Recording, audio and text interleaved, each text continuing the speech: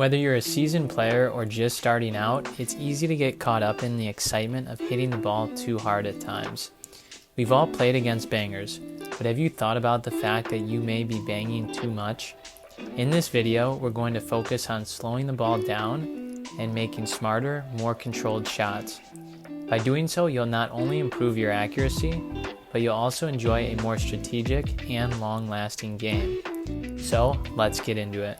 Welcome back to Pickleball Journey. I'm Justin. I'm Elisha. And we do weekly videos to help you on your pickleball journey. Let's get into the action.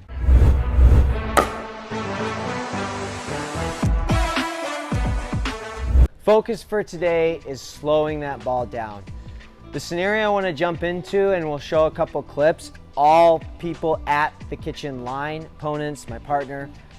We're in this dink battle. It's been going on for a while. You're expecting a speed up soon. You should be expecting a speed up every time. It's easier to reset your focus to a dink.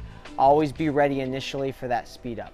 A lot of times when people get the speed up, they try to speed up back. When we do this, we generally bring the paddle a little further back than we're used to.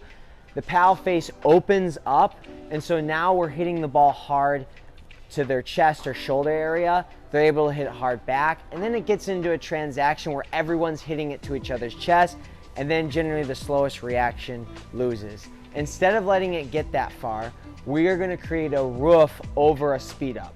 So what I mean by that is we're gonna create a paddle angle that's more downwards on top of the ball when someone speeds that ball up. And we're using the power from the speed up to be able to get back down at their feet so we get an easier ball to be able to put the ball away. So next time, try not to have a big backswing to be aggressive off a speed up. Just block it back down at their feet, creating that roof over the ball. You're gonna see the point end a lot quicker to your advantage. When you're at the kitchen line and then the middle of the court, we wanna be watching not only where we're at on the court, but where is the ball at? So you've probably heard the phrase, if it's shoulder high, let it fly. So any of these balls that are coming shoulder height, let those go out. Obviously, there could be some slower balls that are hit. Those are gonna go in. You gotta hit those. But in general, if the ball's coming fast, shoulder high, let that ball fly. Now, as we step back in the court here, this is really where I see a lot of people make the mistake and play out balls. They're not aware of where they're at.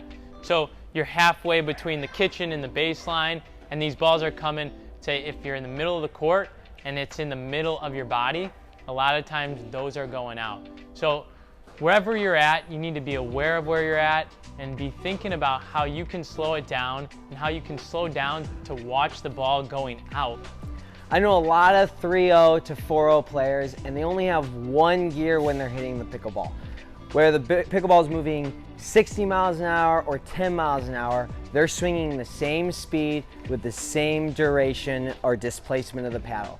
What we want to do when we're trying to control the pickleball to the best of our abilities is slow the paddle down to literally no speed or no movement whatsoever when the ball is coming at us quickly. When the ball slows down, that's when we start moving our paddle with more displacement, more backswing to hit the ball a little bit harder. So make sure you're changing your gears depending on how fast the ball is coming in. When it's coming in fast, little to no movement of the paddle. When the ball comes in slow, we move the paddle more to get a little more pace because the ball's coming in slow. Going off of what Elisha was saying, similar, if we hit a slow ball, now we're on the defensive. Too often I see people, they're popping it up a little bit and they're just giving up on the point. So we want to think about a couple things. Where our position is, if we pop the ball up, we got to start to take a step back. This gives us a little bit of time. Now we can recover. Even if we just get the ball back, we still lose the point. You can see right when you pop that ball up, start moving right away. You pop the ball up, then start to get back. You've already gotten back 3 steps and you've created more space and time to get the ball back. Now you're hitting a drop and potentially moving in on offense. Thanks so much for watching, and thanks to Engage for sponsoring this video. Be sure to check out the link in the description if you want 20% off any Engage paddle.